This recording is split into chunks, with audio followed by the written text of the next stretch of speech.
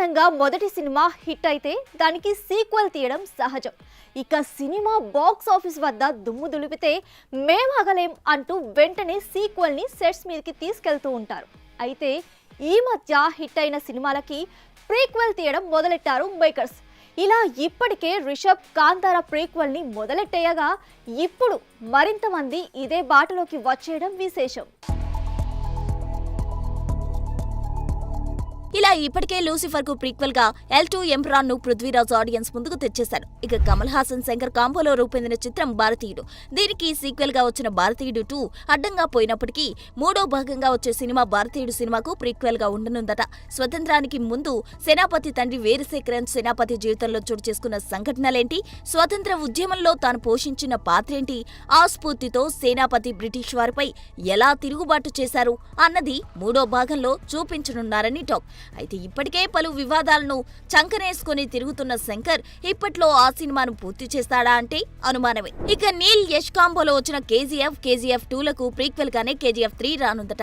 రెండో పార్ట్లో చూపించిన 1978 to 81 మధ్యకాలం నాటి రాకీ జీవితాన్ని ఇందులో చూపించనున్నాడట నీల్. ఇక కళ్యాణ్ రామ్ కెరీర్లో బిగ్గెస్ట్ చిత్రంగా నిలిచిన బింబిసారా కూడా ప్రీక్వెల్ రానుందని తెలుస్తోంది.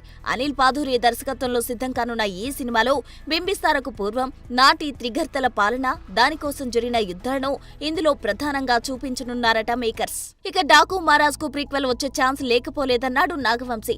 డాకు మహారాజ్ సినిమాలో గుర్రంపై ఉన్న ఆ తలలేని మనిషి ఎవరు, అతని కథేంటి అనే బ్యాక్ డ్రాప్ లో స్టోరీ అల్లే అవకాశం కనిపిస్తోంది. ఇక గతేడాది సాలిడ్ హిట్ కొట్టిన కా సినిమాలో కూడా కృష్ణగిరి ఊరు విశిష్టతను ప్రీక్వెల్ లో చూపిస్తామని చెప్పుకొచ్చారు మేకర్స్. ఇక కాంతారాకు ప్రీక్వెల్ గా చాప్టర్ 1 వస్తుందని అనౌన్స్ చేసిన రిషబ్ శెట్టి సినిమాను పూర్తి చేసి అక్టోబర్ 2న థియేటర్లోకి వదిలేందుకు సిద్ధమయ్యాడు కూడా.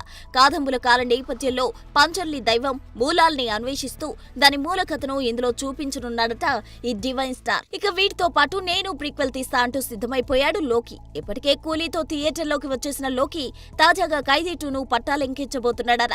ఖైదీలో కార్తీ 10 ఏళ్ల జైల్లో ఉండి విడుదలైనట్టు చూపించారు. కానీ ఎందుకు జైలుకెళ్లాడు, భార్యను ఎలా కోల్పోయాడు, అది శంకరానికి తనకు ఉన్న మధ్య విరోధమేంటి అన్నవి చూపించలేదు. ఖైదీ 2లో ఈ విషయాలన్నీ చూపించనున్నాడట. ఇక ఈ సినిమాలో స్టార్ హీరోయిన్ శామ్ నటించబోతుందని తెలుస్తోంది. చూడాలి మరి. ఇట్స్ ప్రీక్వెల్ టైం అంటూ సందడి చేయబోతున్న ఈ సినిమాల్లో ఏది ఆడియన్స్ మనసులు గెలుచుకుంటుందో. For more videos like this, subscribe Big TV channel.